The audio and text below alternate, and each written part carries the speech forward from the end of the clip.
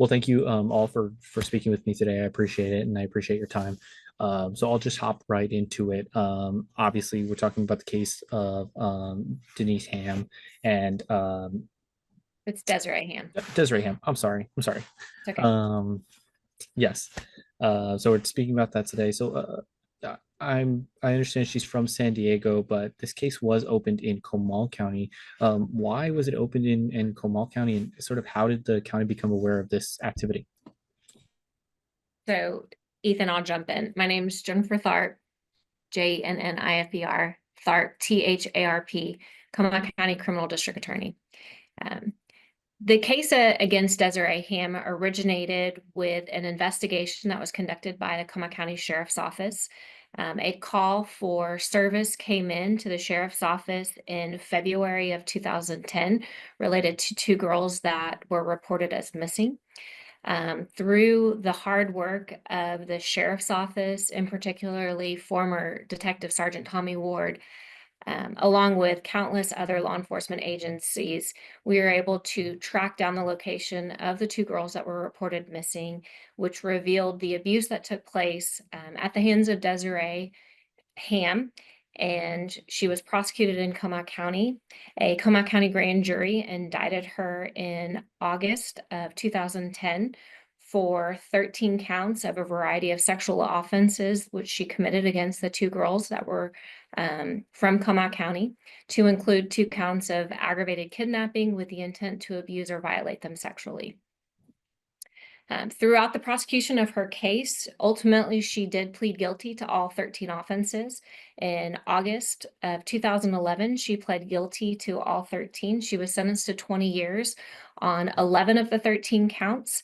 The 2 counts that she was not sentenced to prison was actually a part of a plea agreement that I negotiated with the defense counsel. It was my intent and hope to keep her in custody as long as possible, number one, but number two, under significant supervision, because from the very beginning, I considered Desiree Hamm a threat to my community and, quite frankly, anyone else that had contact with her. So her original plea from 2011 was for 20 years prison, and stacked on top of that was 10 years of probation, where if she violated, she would be subject to additional 20-year prison sentences. Okay. I don't want to go specifically into what everything that happened as far as her criminal offenses. But could you give me just sort of a brief summary on, you talked a little bit about those charges. Is there any detail that you can give me that maybe isn't so specific to, out Sure. the victims? So Desiree Hamm was able to prey upon 2 victims from Comal County, which initially started through internet contact. It started out in a chat room regarding some of the girls, what they were interested in learning about, and that's where Miss Hamm realized that they were, and quite frankly, vulnerable prey. There was role-playing games that were done, I mean, hundreds of hours of role-playing games over the period of the grooming, which is what we typically call this, where the offender seeks out that victim and is slowly breaking down boundaries and taking advantage of their naivety and their innocence. What she did was not only sending them cell phones to be able to have secret communications where the parents didn't know what was going on, but also was sending them a computer, pills, gifts.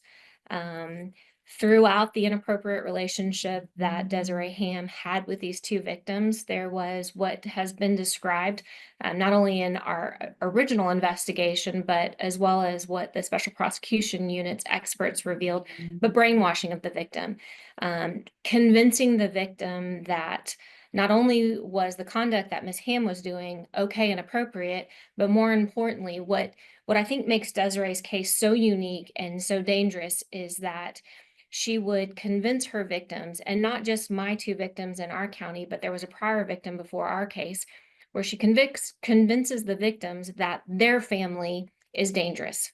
And by doing this, she ostracizes these victims from their whole support network.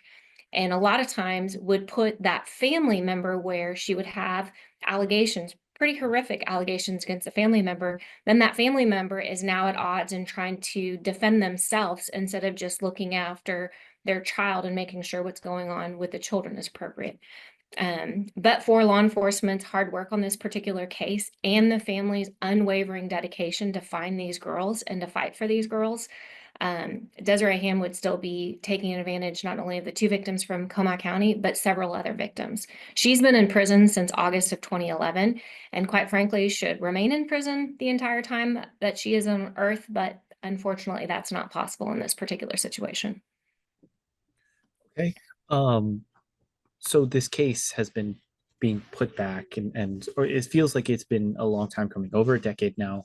Been pushed back for years. What was it that sort of drew this whole process out? Was it just gathering evidence, or what was really the So main factor? let me clarify the timeline a little bit for you. The case was reported to law enforcement the early 2010.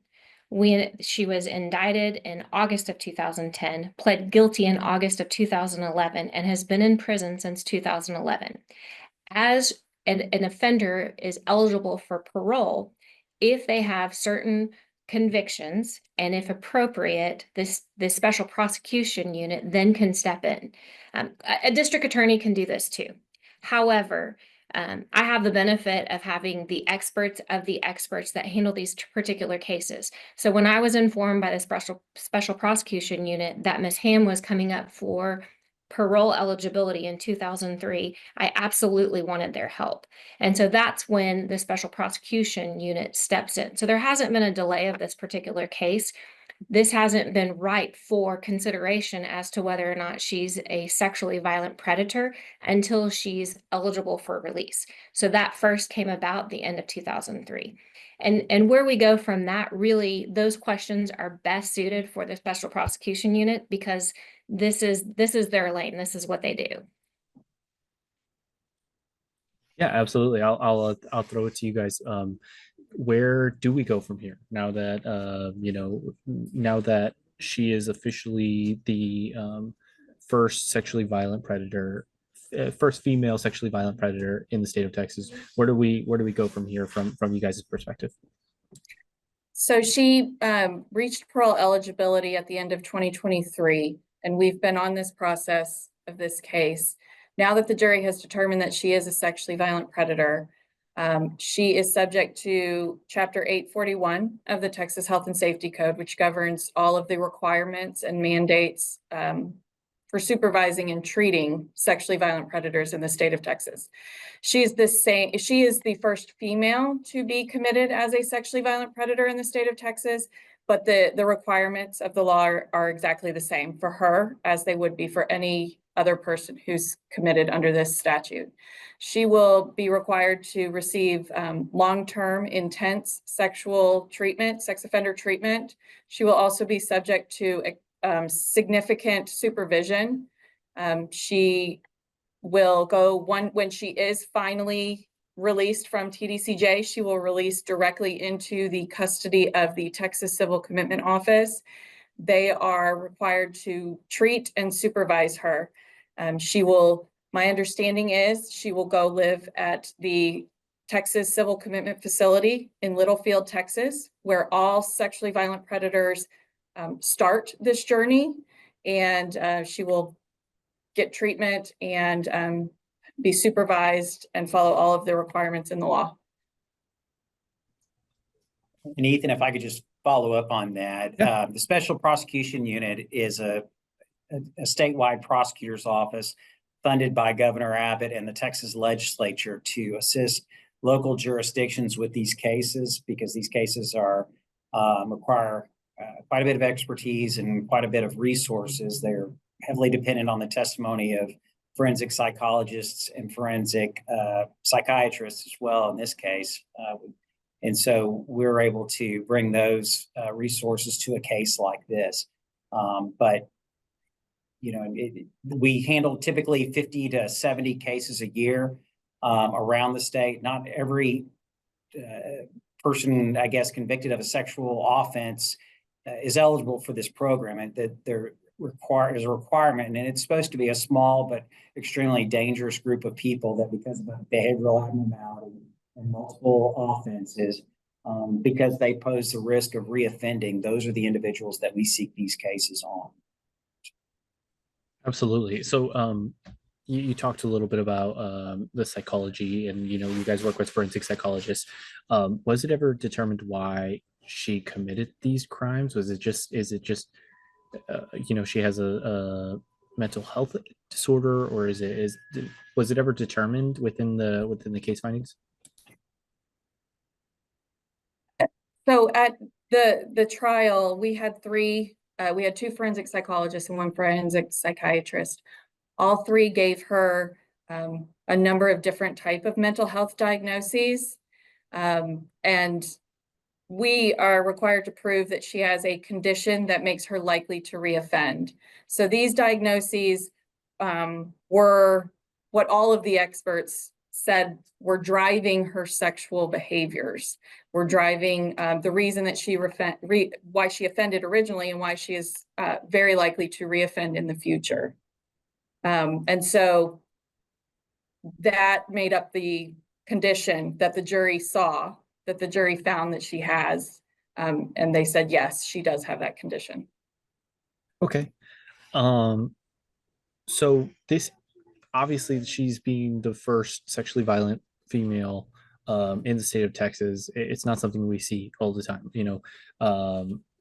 Is this something that the public should be increasingly aware of moving forward, or is not necessarily to sound the alarms, but something that should be monitored a little closely, a little more closer moving forward into the future, or is this just kind of a one-time thing? What would your, I guess, opinion on that be?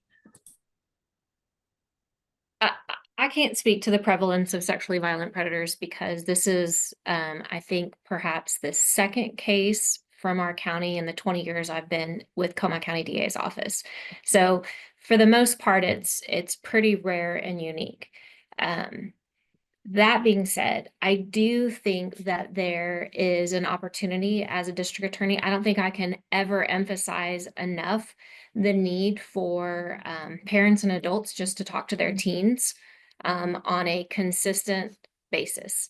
I handle a lot of cases where teens have been initially identified and victimized or preyed upon through communications, whether it's through cell phones, chat rooms, what have you. So I don't think that this case, I don't know that there's necessarily an increase in that, but I do think that adults and teens' lives should really take this case as an opportunity to sit down and have a conversation. It's not a one-time conversation. I think the most important thing you can do is have intentional conversations, be consistent, be genuine, and be patient with your teens to give them the opportunity to open up to you and really talk about what's going on. But as a parent or as an adult, you're going to have to go to them and you're going to have to meet them and you're going to have to talk to them, not at them. As to how prevalent sexually violent predators are, again, that's probably a better question for the SPU. I think probably one of the most important things about Desiree Hamm's case, she was and is a highly skilled, manipulative, conning, lying individual. That was apparent in trial. That was apparent through all three of those experts, all identified how good she actually was at manipulating people and conning people into doing exactly what she wanted.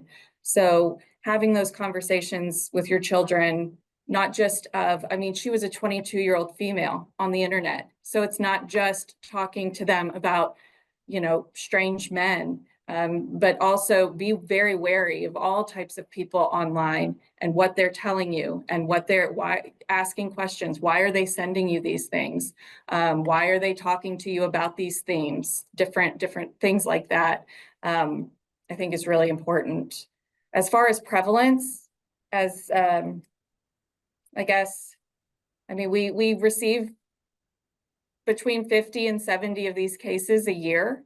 All of them have to have 2 sexually violent offenses. And I will note Ms. Hamm has well above 2. and they have to have this behavioral abnormality.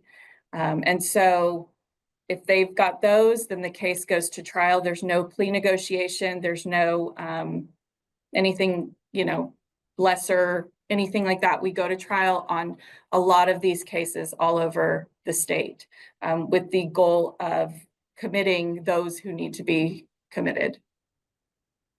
And in the commitment process, is the ultimate end goal rehabilitation, or is it, just kind of making sure that they can't hurt anybody else? I think it's probably both. I think you're not going to cure any one of these types of behaviors. You're not going to, it's not a simple fix. The goal of sex offender treatment is to hopefully teach coping mechanisms so that risk can be reduced at some point. It may never for some people, but the hope is that at some point their risk of reoffense will decrease so that they can go into the community. I will say for Ms. Hamm, I would expect that to take a very, very long time. Absolutely. And obviously, like all of you said, really, you can never be too cautious. So, being cautious moving forward. Is there anything else that you guys would like to notify the public about just this case and anything surrounding it that I didn't touch on that you guys might want to explain a little further? I think I'm good. Yeah, I think they covered it really well. Alrighty. Well, then I will bid you guys adieu. I appreciate you guys' time and taking time out of your day and doing this with me.